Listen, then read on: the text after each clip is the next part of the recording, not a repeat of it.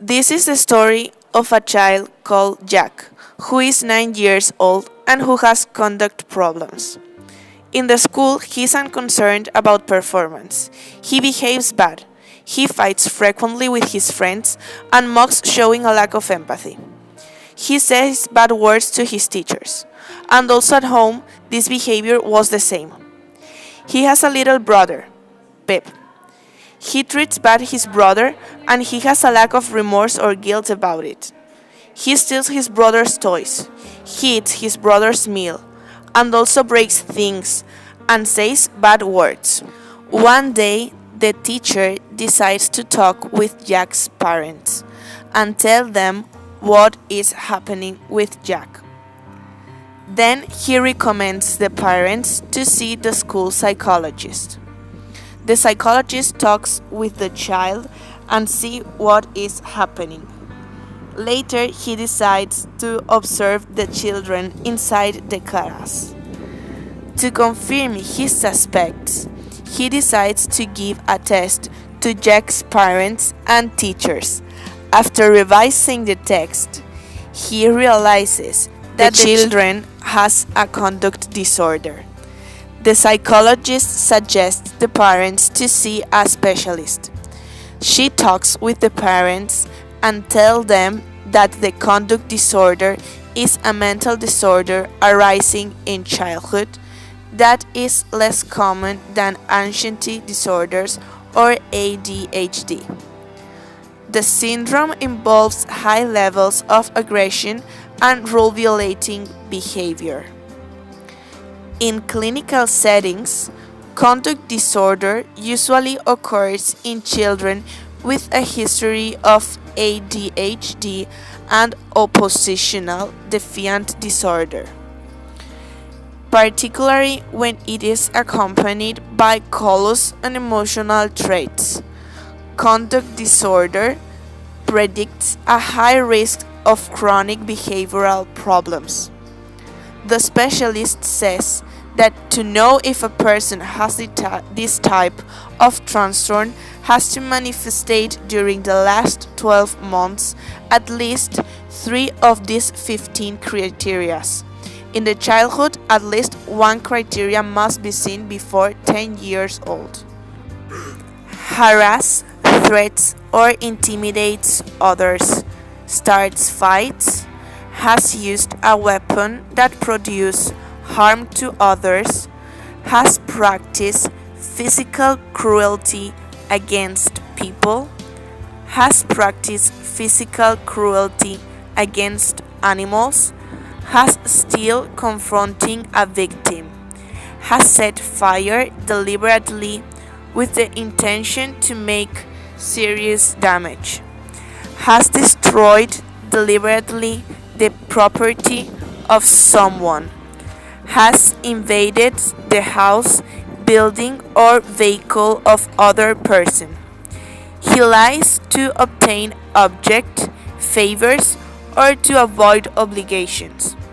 He has still an object with sentimental values without confronting the victim. He goes out at night time without the permission of his fathers before he is 13 years old. He has been all the nights out of home without permission while he was living with his fathers or in an orphanage, and he has been at least 2 times without going to school in a large period of time. He doesn't go to school often while he is before 13 years old. 12 months later, they realize that the child has some of these problems, which are: he lies to obtain objects, favors, or to avoid obligations. He starts fights. He has practiced physical cruelty against animals and people. In this moment, the parents are surprised because they don't know how it could happen. Then, the specialists say that he doesn't know what are the causes, but the possibilities may be: first, Since the mental processes or mind derive from operations of the brain, psychiatric disorders are disturbances of brain function, even when causes of the disturbances are environmental in origin. Second, as the genes and their protein products are important determinants of the pattern of interconnections between neurons in the brain, genes contribute to the development of psychiatric disorders. Third, behavior and social factors can exert actions on the brain and its psychological functions by modifying the expression of genes and thus the function of nerve cells. Not only do social experiments affect the functioning of the brain, but the environment affects the functioning of genes as well. Briefly, the DNA, which carries the inherited genetic information, specifies the synthesis of messenger RNA. Here, the environment may play a role not in affecting the DNA, but in affecting the transcription and translation processes, that is, the processes by which the DNA directs the synthesis of messenger RNA transcription, and the processes by which this transcribed messenger RNA is translated into a polypeptide translation. We also need to differentiate proximal from distal risk factors. Proximal risk factors directly affect the child's behavior, whereas distal risk factors operate via proximal factors.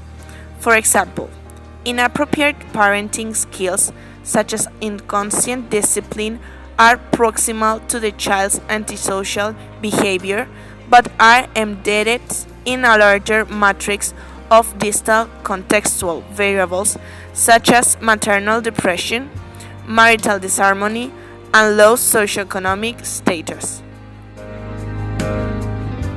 The specialist talked to the parents and he teach them some advices that they have to follow. Develop and implement structured contingency management program to alter their child's behavior at home. Improve the quality of parent-child interactions. For example, it would be a great that you involve your child in activities or you talk more often with them. Use more effective discipline strategies like being more consistent in discipline, using a variety of approaches to discipline. The next day, the director of the school communicates that Jack has a conduct disorder. How do you think we have to act? I know that the PATHS curriculum has been implemented with children in a regular education classroom, and children receiving it were better at understanding emotion and better at problem solving and reported decreases in conduct problems and impulsivity compared to children in a control group. It is great, but I hear about a new method called the Dinosaur School, which addresses issues that young children with conduct disorders frequently face: social skill problems, an inability to emotional empathize or engage in perspective, taking effective conflict resolutions, and dealing with feelings of loneliness, stress, and anger. I think that these methods are very useful. I know another one called SSDP, which is for a later intervention. It consists reduce aggression by creating a positive school environment. It includes training for teachers to increase the use of non-punitive classroom behavioral management, such as positive reinforcement, and more recent versions of the intervention have also included parent training and child problem solving and social skill training. Okay, So we are going to realize this last method and we are going to have a formation.